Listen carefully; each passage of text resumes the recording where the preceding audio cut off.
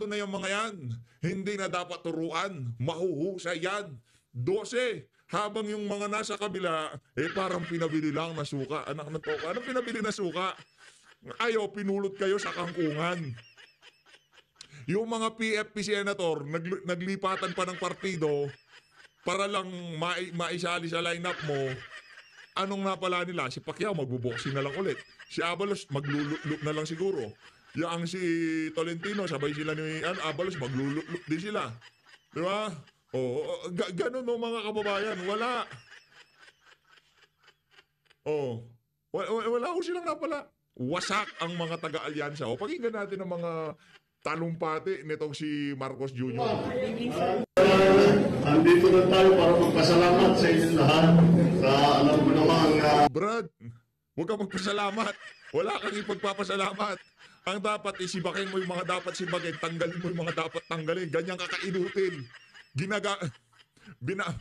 Binabalawra ka na pinapasalamatan mo pa. Kung tawagin yan, bangag sa amin. ginawa ninyo.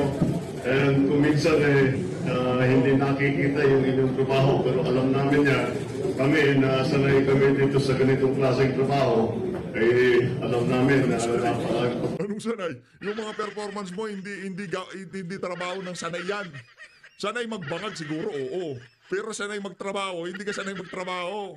Wala kang trabaho sa buong buhay mo Congressman, yung tipong talagang paglilingkod sa taong, naku, inutil ka, Brad. natin ang inyong ginagawa. The media sector of our campaign was very successful, and I think that we were able to put out and occupy the narrative space very, very well. Na-occupy daw nila. O hindi naman totoo yung sinasabi. Tingnan mo, nagbabangga yung sinasabi nito ni Toby Tiangco na kung saan walang alam si ganito. Anong narrative? Na-occupy nyo yung narrative sa digital space mo? Bangag! Anong na-occupy nyo? Wala pang nakakaagaw sa amin dito sa digital space. Ang digital space para pa rin sa mga Duterte at nakakapasok na yung mga dilawan. Kayo, itsipwera kayo. Tingnan nyo, binanggit ko mga dilawan kasi talagang napapasok nila yung digital space. Pero kayo, mga itsipwera kayo. Mga inutil kayo. Wala naman talaga kayong ika nga. Wala kayong napala dito sa eleksyon na to. Buti pa mga dilawan. Masasabi kong nanalo sila kasi Bam Aquino, Kiko Pangilinan, palalo. Joke no, Leila de Lima, pabalik yung mga dilawan. Pero ngayon pa lang, ika nga, lumalabas pa lang ang ulo nitong mga ahas na to. Puputulin na natin, hindi na natin pahahabain. Okay, pagkapanalo niya, dahil credit grabber siya, ngayon bahon siya sa kahihiyan na yung pre-tertiary education. Huwag kayong magalit kung taga-suporta kayo ni Bam. We're just stating the facts. Diba? Na siya credit grabber. Na siya hindi naman talaga siya ang promotor dyan sa pre-tertiary education. Huwag kayong magalit. Baka magtaasan yung mga alta presyon nyo yan. Di ba? Ano lang. Ibibigay na naman namin yung credit kung karapat-dapat na ibigay yung credit. Paano kalang batas niya? Yung gusto niya pakainin na sambayan ng Pilipino, yung mga tira-tira. Imbis na bigyan ng dignidad na makabili ng dekalidad na pagkain, yung kadangal-dangal na pagkain, ang gusto niya, yung mga sobrang-sobrang pagkain sa mga fast food. Pagpag nga ibigay sa mga mahihirap. Yun ho. Imbis na trabaho ang isipin, pagpag na lang, kain na lang kayo ng tira-tira. Ganun ho. Yan ho si Bam Aquino. Yan, ibibigay ko yung credit na yun sa kanya kasi sa kanya yung batas na yan. Buti na lang hindi na siya batas. Kasi malaki yung problema yan. Kunyari, papanis na. Pero dahil may batas, yung pagpipilitan dahil sayang nga rin naman. Diba? Ano mangyayari? Food poisoning sa ating mga kababayang mahirap. Yun ang problema doon sa batas na yan. Ganun nga mag-isip yung mga pinklawan at mga dilawan Pero ngayon, nabudol yung mga estudyante, di pa butante. Bam Aquino ako. Anak ng toko, kakapasok nyo pa lang sa politika, sabagay, maganda naman na merong paninindigan, meron kayong pinapaniwalaan. Dahil sooner or later, marirealize nyo na banu pala yung mga pinapaniwalaan nyo. At later on, makakasama din namin kayo. So that is what I would like to thank all of you. Kaya papasalamat ako sa inyo lahat. I know you all work very hard. We all wish we had better results, but we live to fight another day. Now it is time, I think, to put all the politics aside. It's time to put all of the issues that were raised during election and only talk about not political issues but developmental issues, healthcare issues, education issues, agricultural issues, food supply issues, all of these things. Sana naman, ako lagi kong binibilang ang araw na natitira sa term ko at kailangan matapos natin yung mga nasimulan natin. So that's what I will ask for you to help me with in the coming 3 years. I know that you will once again, as you did before, do. Talunan, Brad, talunan ka. Anong feeling ng maging talunan? Pero kung kasama mo si BP Sara, hindi magkakahindot-hindot yung administrasyon mo na yan. Pinaniwalaan mo yung pinsan mo, ginagamit ka lang. Pinaniwalaan mo yung asawa mo, wala nang bangag din yun eh. Di ba? Mga bangag na ganyan, wala ko silang pakialam kahit masira pa sila. Basta yung tipong makaganti lang sila, makabanat lang sila. Hindi pwede yung ganun. Hindi pwedeng ganun sa politika. Sa gusto nyo, kung kayo nakaupo dyan, hahanapan namin kayo ng resulta. At later on, pagka wala kami nakitang resulta sa mga pinangako nyo, kung ano mga pinagsasabi sa mga nagdang eleksyon, kahit ano pang paninira nyo sa mga kalaban nyo, mas ma-emphasize pa rin yung mga kakulangan nyo. Yun ang sigurado doon. Do a very, very good job and make a success of whatever it is that we are trying to do. But once again, most importantly for tonight, I'd like to thank everyone. Papasalamatan ko kayo lahat sa inyong trabaho at alam ko naman napaka-dedicated ninyong lahat. Kahit na hindi na ako nakapunta rito, last time ako nakapunta rito,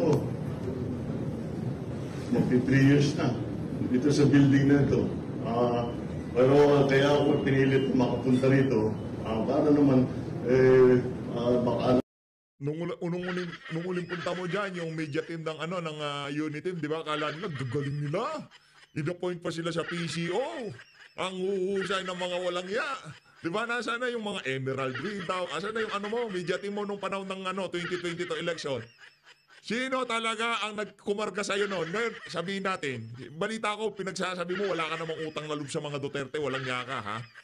Ngayon, tanong kita, kasi isa ako sa mga sumunod kay BP Sara noon eh. Aminado tayo doon. Pero nung umabot ang punto 2022, 2023, matatapos pa lang ang 2022, sabi ko nabudol nga ng tokwa. Bumanat na ho tayo sa kanya. Binira na ho natin yung walang yan. Nung nag-umpisa na yung mga hearing, ang pagkabigay ng confi fund kay BP, biglang kinwestiyon. Anak na tokwa. Nasalat tayo, Brad.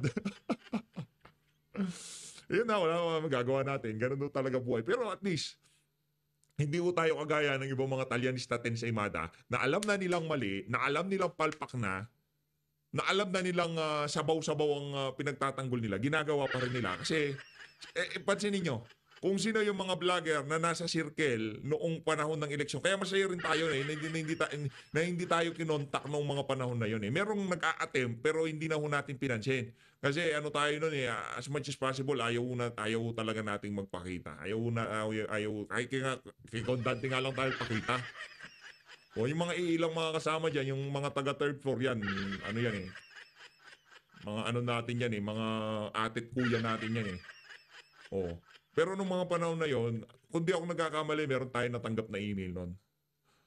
Merong tayo natanggap na email, pero hindi na para sa atin na i-disclose pa yun kung ano pa man.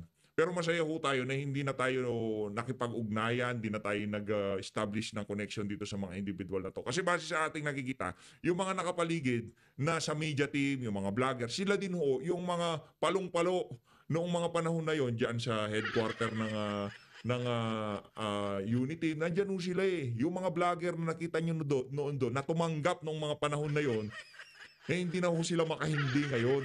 Yung tipong pagkatapos ng eleksyon, muna ako, tapos na muna ako sa politika. Basta ako, kung ano mang gagawin nila, suportado lang ako sa gobyerno. Basta tapos na muna ako sa politika. Balik na lang ako dun sa mga, yung video ko dati, yung kung ano-anong kabalbalin yung mga pinagsasabi ko sa mga video ko, di ba? Balik ko sila doon. Pero nung nagkagipitan na, nawawala na ng vlogger ang administrasyon, doon ako nagtaka. Biglang nagbalikan yung mga walang ya. Anak na to, laki ng offer dito sa mga to.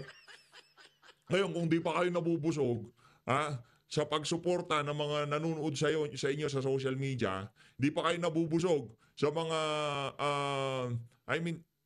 kagaya ng mga ano natin dito, mga kasama natin. Kasi hindi naman ho talaga ganun katindi ika nga yung sa YouTube. Minsan kasi nag-yellow icon yan. Pagka medyo meron kang nasabing sablay, merong nagsalitang sablay, medyo mag-yellow na yan eh. Ngayon, buti na lang nandyan yung mga kasama natin. Pero again, hindi require. Hindi ito para kung nagpaparinig na sa magpakula. Hindi. Huwag nyo kayo. Ipunin nyo yan, ipadala nyo sa mga mahal nyo sa buhay sa Pilipinas. Hindi ho. Pero kung talagang gusto nyo, ano ba naman magagawa ko? Cellphone nyo yan, computer nyo yan, para pindot-pindot yan, di ba? Kaya nga mega love shoutout ko. Kasi alam ko yung pagpapakulay, kasi yung mga ibang vlogger, pinapakulayan din ho natin.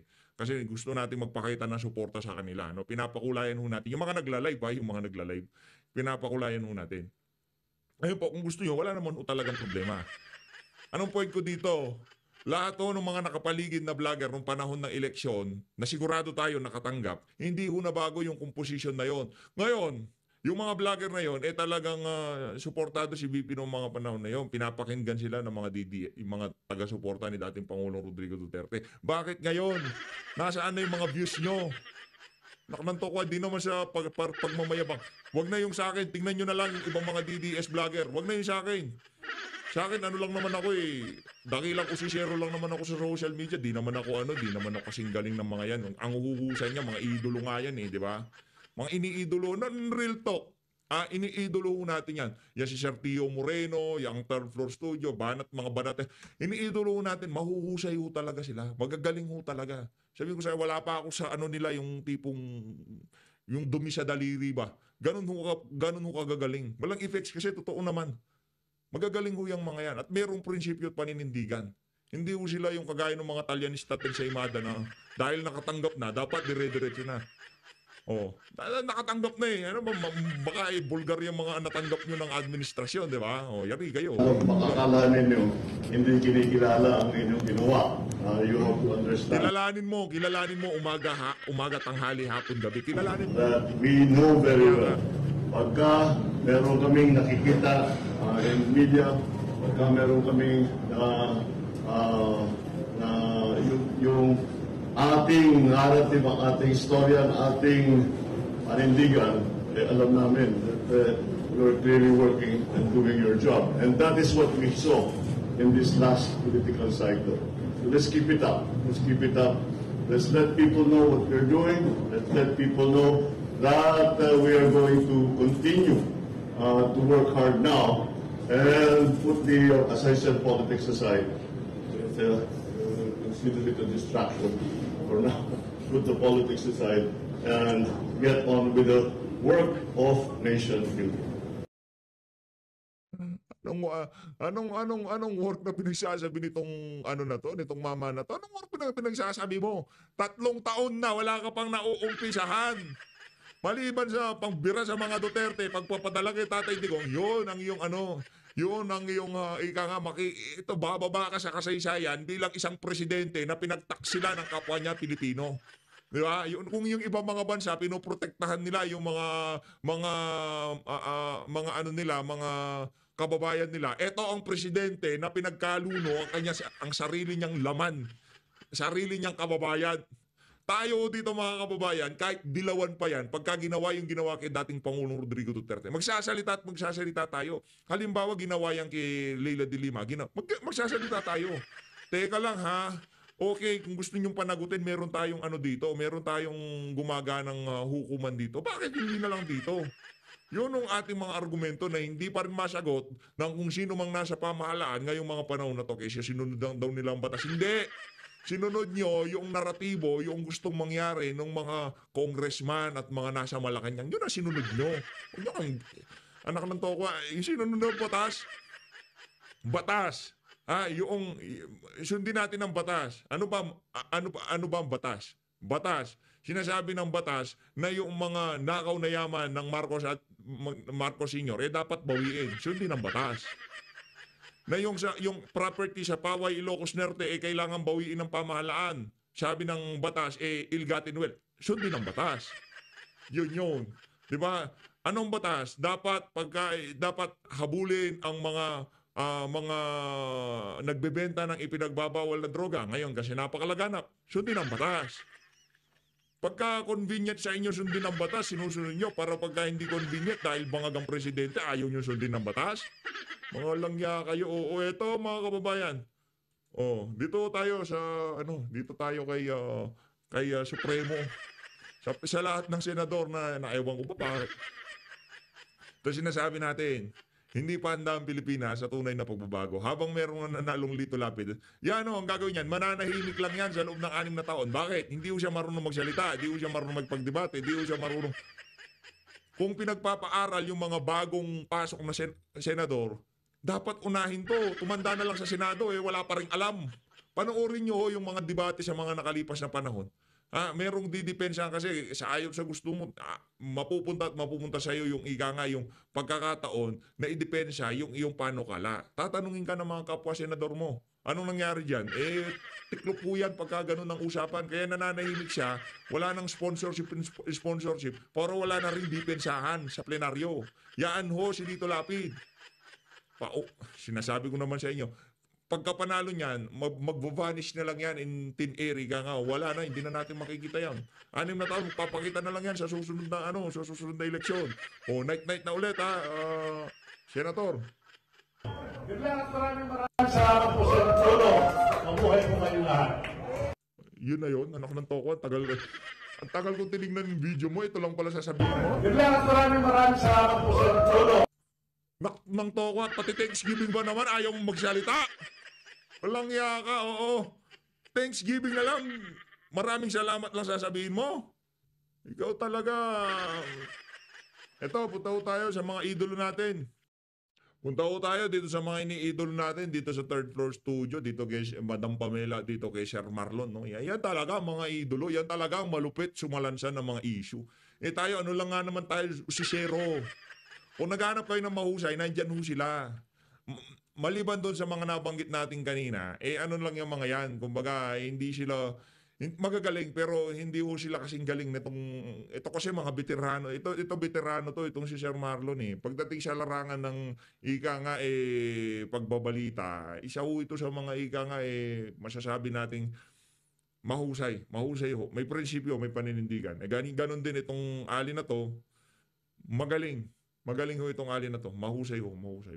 Tuloy natin. Scammer, sa mga scammer. Manhid na sa kanila yun. Kung sabihin nyo sa akin, Are you saying kumita he's naman a ako ng scammer? bilyon-bilyon. Kumita naman ako ng trilyon-trilyon. Saan ka dadalhin ang pera mo, Marlon? I hope hindi scammer ang isang George Garcia. Diba? Yun yung, kung manhid, so baliwala na sa kanya yun. Naman, tumakits na ako belat nyo. Ganun lang naman yun. Marlon, we have to remember, saan ba dinala ng kapalaran ang isang Bautista, Andy Bautista? Di ba? Nawawala yun. Nasaan siya ngayon? Di ba iniwan or tinakwil ng asawa na maaaring ng pamilya? Asawa pa nagbinyag kung ilan limpak-limpak na salapi. Tapos ang catch dito, ang galing-galing ng Interpol, International Police, di ba? Na masyado lang pinanggigilan ng PRRD dahil may nanguudyok, may nagbamando sa kanila. Asan ngayon, ano ginagawa ngayon ng Interpol para mahanap naman ng isang Andy Bautista? Di ba? Oo nga. Diba? Tapos, ngayon, Marlon, ang pinalulutang na lang nila, related na lang din dyan sa mga Interpol or ICC na yan, no, Marlon? Ang pinagtatapal naman nila ng mga issues nila ngayon ng pagiging olats nila or talo, yung pagpapadakip kay spokesperson Harry Roque na idadaan di umano through Interpol yung kanyang pagpapauwi dito dahil siya na nga ay formally kinasuhan ng RTC sa Pampanga ba? Angeles related sa human trafficking di umano na kinasabutan niya sa Pogo business. Yun ang malungkot, no? Para lang rin mapagtakpan yung issue ng Dayaan, Malawakan Dayaan. And marami nagsasabi kapag hindi kumilos yung mga winning PDP candidates at saka iba pang mga kandidato na ipinoklama na at uupo sa darating na 20th Congress, na pag hindi sila kumilos, magkaroon ng Senate and Congress investigation patungkol dito sa Malawakan Dayaan, prelude na to sa 2028 elections. Kaya kung mahal niyo po ang Tatay Digong at mahal niyo ang Vice President Sara Duterte, kayong mga nanalo, kayong mga nakinabang sa endorso. Hoy, teka lang ha, 870,000 subscriber na ho pala tayo. Eh, konting push na lang, 130,000 subscriber na lang, 1 million na tayo, palakpakan. Ibang klase naman yan, no? Eh, konti na lang ho pala, no? Eh, hindi ko na malaya, parang 830 pa lang tayo kumakailan. Ngayon, 870 na ho tayo. Maraming salamat to ha. Mega love shout. Ni PRRD sa endorso ni BP Sara Duterte, na particular sa mga senador at sa mga congressman, pangunahan nyo ang magkaroon ng Senate and Congress investigation in aid of legislation para hindi na po mangyari ang ganitong klaseng dayaan sa darating na 2028 presidential and vice presidential race. Alam mo kung kanino lang ako confident na merong kikilos sa mga nanalong PDP senators, Marlon? Kay Senator Marcoleta at saka kay Senator Bato. Actually, confident naman ako sa kanila. Sa ako din sa dalawa. In fairness, confident naman ako sa sa lahat ng PDP. Kasi kailangan nating ikonsidera yung sitwasyon ng pamahalaan at yung mga nangyaring problema dito sa nagdaang eleksyon. Sa tingin naman ho natin, lahat ng mga dyan, pero kay IB, di tayo dyan. Wala kwenta yan. Siya nga may hawak ng Committee on Electoral Reforms na napakahabang panahon walang nagawa yan. Kumpiyansa lang ho tayo kaya sa mga totoong PDP senator. Sila lang talaga. Bongo, Bato, Marcoleta, yan talaga, naniniwala tayo na kahit sana aksyonan nila at mapag-usapan niya ang mga kabalbalan na nangyayari na yan dyan sa Commission on Election. Confident ako sa kanila. Nire-remind lang natin sila. Yung lalo sa House, isipin mo, Duterte yun. Tapos ang PPP. And si Congressman Bong Suntay, congratulations. Uy, congratulations pala. Ang kaibigan nating si Sir Harold Duterte ay congressman si Congressman Brian, konti na lang. Malapit na next. 3 taon na lang yan. Kong Harold, and congratulations din sa isang, nire-respeto rin natin vlogger. Na yung si Kamanggagawa Party List, si Ellie. Ang dinig ko congressman na rin siya, nanalo. So, isipin mo yung karakter ng isang Ronald Cardema, di ba? Tapos may isang Ellie, mga bata. Ito pa, mga kasidad ko lang itong mga to eh. Dito sa dito sa 20th Congress na to, iba na talaga. Maraming mababago dyan. Kung dati puro yes man lang yung mga congressman, maraming nakapasok na kung saan magkakaroon na ng boses yung ating mga kababayan, lalo na yan si Eddie San Fernando. Sana Eli San Fernando, sana yang si Eddie San Fernando hindi lang ho siya maingay noong panahon ng eleksyon, baka ngayon nakaupo, naratibo ng mga taga-akbayan, mga kaliwa o kung sino man ang amo nitong mama na to ang sundin niya, hindi ho natin alam. Surely Pabelo, sipin mo mga ganung karakter, mga ganung kagagaling magsasalita at ganung kamaysog. Ganun sila katatapang. Tingnan natin ano magiging performance sila sa plenaryo. Marlon, ang tanong lang din dyan, si Ellie, kailangan niyang patunayan na yung mga aligasyon ba na nakapalibot sa kanya na siya ay bata ng isang Risa Ontiveros. So dapat sana magkaroon siya ng sarili niyang personality or identity sa lower house at patunayan niya na ang kanyang laban ay para talaga sa mga kamanggagawa or manggagawa. Hindi lang sa mga operong Pinoy, kundi sa buong sambayan ng Pilipino na. Actually, ang sinabi naman niya, consistent siya sa live niya, na ang lagi lang niyang ipapasa yung standardization ng provincial rate at saka magkakaroon na ng isang standard rate for both the Manila and matagal na ho dapat yan kasi kahit saan kayo magpunta, yung punto nitong si Attorney Vic Rodriguez na punta ka sa Manila, yung presyo ng Jollibee, punta ka sa probinsya, yung presyo ng Jollibee, parehas lang yun na lang pagbasihan natin Pero yung sweldo sa Manila at sweldo sa probinsya, iba ho. Pero yung mga bilihin, parehas naman. Presyo ng bigas, kumbaga standard ng presyo ng bigas, di ba? Pag nagpunta ka ng Maynila, nagpunta ka ng probinsya, mas mahal pa nga sa probinsya. Lalo na pagka itatawid pa yan ng dagat. Pero yung sweldo ng mga manggagawa doon, medyo palsipikado. Kaya sang-ayon tayo dyan. Kung sakaling isusulong man yan, kahit hindi natin kaalyado, tutulong ho tayo dyan. Para yan sa ating mga manggagawa. Wala ho tayong dyan. Yun ang kaibahan natin sa mga Talyanista natin sa Imada. Yan lagi kong ini-emphasize yan Yung mga Talyanista natin sa Imada, ang vlogger, parang mga may kabayong may takip ang mata.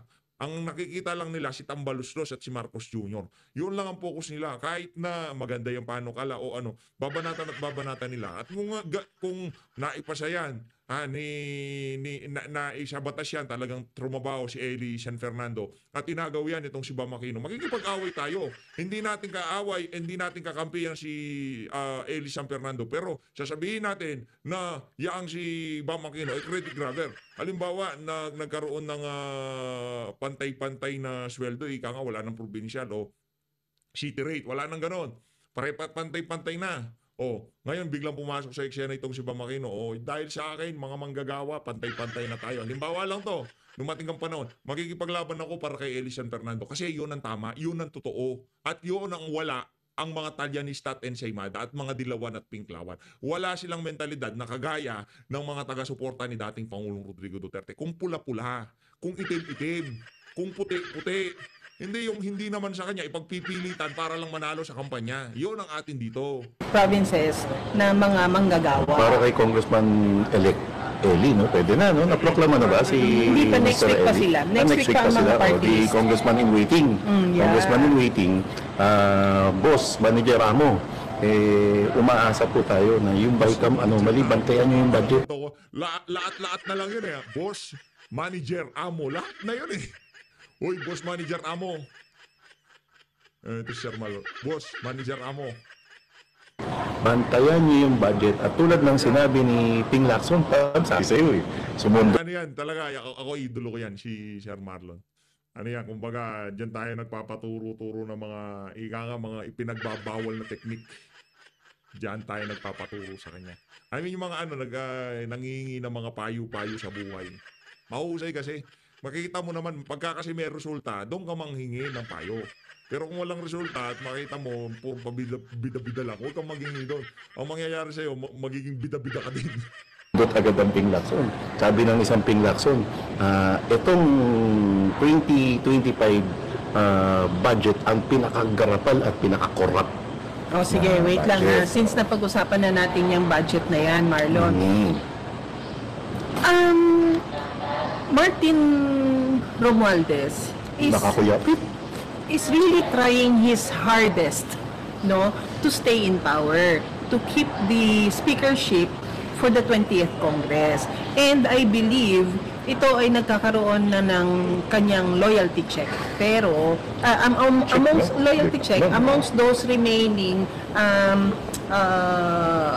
attack dogs that he has sa Congress na nakapasok ng 20th Congress. However, yesterday, dun sa Marlon, dun sa after ng Thanksgiving Mass ng mga Duterte sa Davao, finloat naman ng isang VP Sara ang potential at possibility na mag-apply sa speakership si Kong Pulong. Ang tanong, sige, ilatag muna natin why is the speakership sa lower house a most sought after position? Unang-una ko naiisip dyan, Marlon, bakit laging lahat nagkukumahog doon sa posisyon na yon? Actually, napag-usapan na natin doon sa mga nakalipas na video natin. Pero pakinggan natin yung ibang perspektiba, ibang pananaw dyan sa pag-alok ni VP Sara dyan sa speakership dito kay Congressman Pulong Duterte. Pakinggan natin siya. Maganda rin. Baka third floor studio yan. Alam mo na, power, because you become second choice to be next in line to become president, di ba? Kasi ang first choice, syempre, vice president. And then if the vice president also doesn't make it, either Senate president or the House Speaker, di ba? O maunang House Speaker si Senate President. Senate President. Kasi sila yung upper house, di ba? Upper house, Oo. yan muna. But then, of course, yeah, very right ka sa power. Nandiyan din yung control because if you take control of the lower house and the lower house has the power of the purse na sinasabi natin, you now have access sa kaban ng bayan. Kaya maraming tao na pagdating sa ilusyon ng pera, Marlon, naghahangad ng ganyang matataas na posisyon. Pero imagine, Marlon, a lower house with a speaker like Kong Pulong Duterte, next to that position, sino yung appropriation mo? Sino yung treasurer mo? Sino yung, ano yung Tagalog ng treasurer? Ingat Waldas. Ay, ingat yaman. Ingat yaman. Bastos talaga to.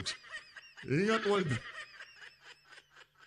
Treasurer, ha? Ingat, Waldas. O yung mga treasurer nyo sa mga bahay nyo, ha? Yung mga ingat. Ingat yaman. So, sino yung magiging ingat yaman mo? Alam mo, Pam, ito ang latest na chismis. Kasi, di ba, bago na... Chismis? Actually, Sana may katotohanan. ito yung umuubong na kwentuhan. Di ba? Sige. And wag natin kalimutan, Pam, tayo unang nag-expose ng yung... Minsan, di nandiyan umano, tayo napapahamak sa tayo yung tinatawag- nauna eh. na tinatawag ng isang Miho, ng isang Stella Kimbo. Ang isang Stella Kimbo, ang Office of the Solicitor General. Sa araw nga, akit tayo sa live nito mga iniidolo natin na to. Makipag-kwentuhan lang tayo. Malupit po kasi mag-live tong mga to eh. Kung ano lang to, kung info-focus lang nila channel nitong mga to. Baka nalampasan na ho yung subscriber natin ng mga yan. Sa totoo lang. Baka nasa 1 million subscriber na ho yung dalawa na yan. Kung talagang finocus lang nila. Kasi ano naman sila eh, yung tipong... meron kasing merong vlogger kahit gaano kagagaling. Yung tipong... Depende kasi sa sa karakter ng ng mga nagbablog. Kaya hindi na kita gaya-gaya yung style, yung ganito. Pagka kasi yung style na gumagana, pero yung kasi identity nila sa social media, iiba ho eh. Hindi kagaya na sa atin, hindi kagaya na sa ibang mga vlogger. Meron silang pirming setup o programa na kung saan ako di ko alam, ba't di kayo nabuboring sa mga pinag-uusapan natin dito sa PH Update. Pero yung meron kang kausap na kabalitaktakan, kabatuhan, mas kasi yan, kumbaga, hindi ka mauubusan, dire-diretso yung flow ng programa. Minsan kasi yung mga viewer, ayaw nila yung yung tipong nagkaka-dead air ba? Yung ang tagal ng kaya kung pansin niyo ho dito, gusto ko talagang first 10 minutes ilalatag ko na kung ano yung mga dapat malaman ng mga kasama natin dito sa page update, yung mga latest na update. Pero ito pag-umpisa hanggang sa dulo, yung tipong magtataka ka na lang naubos na 1 oras mo sa kanila sa kakapanood ng mga video. Magaling kasi, mahusay. Subscribe po kayo dyan. Yan, malupit yan dalawa. Solgen. At true enough, na talagang after election, nalang didinggin yung BICAM anomaly. Pero sa Supreme ikinatalo Court. niya ito. At ikinatalo niya. And kasi, Pam, ninenervyos na ang Stella Kimbo kung paano niya ipapaliwanag yung sinabi niya sa media na totoong blanco yung BICAM report. At ministerial. Pero, at pinapirmahan niya, inutos na lang sa mga technical staff, di ba? Ang nakakatakot dito, yung mga technical staff na to, eventually sila magiging sacrificial lang na sana hindi mangyari. And yun, going back, Pam, wala na ngayong gustong humawak ng appropriation. What? May ganon. Mula kay bakit Saldi si ko, hanggang kay Stella Kimbo. So, wala na ngayong gustong humawak. Wait, bakit nagkanda kumahugang Zaldico at saka Stella Kimbo sa posisyon na yan kung ngayon naman walang may gustong magkumahog na maging Kasi appropriation? paano nila ipapaliwanag yung BICAM na blanco so sa ibig Supreme Court? sabihin, mamanahin nila yung kaso. Mamanahan sila magdedepend. Tapos unless otherwise, ikaw yung pagdating mo ron sa oral argument, ituro mo, inguso mo. Panahon ni Saldico yan, mga mahal naming justices. Ako, alam Hindi mo, na kailangan ituro, inguso na lang, di ba? Kaya dinilay-delay ho yan yung oral argument kaugnay doon sa 2025, dito sa 2025 budget. Dapat nga yung na yan. Bukas na yan dapat, May 19. Di ba? Bukas na, inaabangan din ho natin. Gusto kong marinig yung dyan ni Atty. Vic Rodriguez kung paano siya makipagtagisan Oo. Sabi ko na sa inyo, kung sino man ang makakadebate nitong si Atty. Vic Rodriguez dyan sa oral argument na yan, good luck na lang. Kasi magtatanong dyan parang sa PhilHealth, magtatanong yung mga justices doon sa siguro mga resource person, kung tawagin yung mga resource person doon. Tatanungin nila yung mga nagsampa ng petition at nandito yung pamahalaan. Pag-uusap-usap yan, tatanungin to, sasagot to, tanungan ba? Argumento. Ngayon, excited na ho tayo pagka ilalatag na nitong si Atty. Vic Rodriguez. Yung mga kontra-argumento niya sa pagpapaliwan, sigurado falsifikado sigurado. Doon pa lang sa pag-amin nitong si Stella Kimbo, malaki na problema niyan. Kaya umaasa ho tayo. Kaya dinili yan dahil alam nila na hindi pa anda yung mga didepensa dyan sa problema na yan. dyan sa 2025 BICAM scandal. Hindi pa ho talaga ready ang mga yan. At kailanman hindi magiging ready yung mga kontra-argumento nila sa mga nagsampa ng petisyon dyan sa Korte Suprema, dito kay Congressman Ungab at dito kay Atty. Bicrog. Malabo. Maniwala ho kayo sa akin mga kababayan. Wala silang lusot. Wala kayong wala kayong katuwiran dito sa isa na to. Wala kayong katuwiran. Doon pa lang sa pag-amin na kesyo ministerial na lang ang paglalagay ng pagpipill up ng mga kulang-kulang na blanco-blanco diyan. Malinaw ho 'yun. Kahit tuldok, kudlit, numero o kung ano man yung papalitan diyan, ipadaan diyan sa plenaryo. Kung grammar o spelling, pwede yan, walang problema. Pero pagka figure na ho pinag-uusapan dyan, naku, numero, 00, ay naku, malaki problema dyan. Ipaalam nyo muna dyan sa plenaryo para kung ano man yan, mapag-aralan ng mga kongresista. Yan ang dahilan kung bakit meron tayong plenaryo. Merong pag-uusapan yan sa plenaryo. Hindi yung tipong kayo-kayo na lang nag-uusap. Kaya kumpiyansa ho tayo na maano yan, magiging sabaw-sabaw na. Yun yung ano. Marlon, ang isa sa mga petitioner ng GAA BICAM anomaly ay si Congressman Sid Ungab. Na maalam. At yan mga yun sa galing, sa talino, sa pamamalakad ng Appropriations Committee. Isa ang Congressman Sid Ungab ang tinitingala dyan na mga nakalipas na Congress sa Dahil House of 2 terms siyang Representatives. naging. 2 term. At saka siya ang naging ama ng syntax law. At yun sa syntax law na yun, ilang dekada, ilang presidente ng Pilipinas, ilang Senate President, House of Representatives ang nagpapalo sa mga lobbies ng mga multinational companies. Ang number ni Kong Ungab matawagan at sabihin kung akin na yung CV niya. Oo, ayun. Dapat ito ang maging ano eh. Dapat ibalik siya ng appropriations. Ang naririnig ko, para mabawasan kahit konti yung anomalya ngayon sa administration. Wait lang. When you say ibalik siya, Kasi dati na siya hawak it should come as... sa House Wait. Kung may speaker ka, dapat yung speaker, alay niya kung sino yung ingat yaman niya. If it becomes Kong Pulong Duterte, it should be automatic yun. na si Kong Sid Wala nang Ungab. salita yun. Pag si Speaker Pulong Duterte na, ang Speaker of the House, etiyak yun. Si Kong Sid Ungab na ang magiging chairman ng appropriations. So, ibig sabihin niyan, kung si Kong Sid Ungab na yan at inaarayan niya, ang una siyang kumanta tungkol dyan sa mga blanco ng sa paggaan. Ang balita ko, ready na yung presentation ng isang congressman. Yun nga sinasabi ko. I-emphasize natin yun na kapag siya ang naupo dyan, babantayan niya talaga, gagwardyahan niya talaga yung pagkikreate ng budget na yan para upper house may issue tayo. Tama, Pam.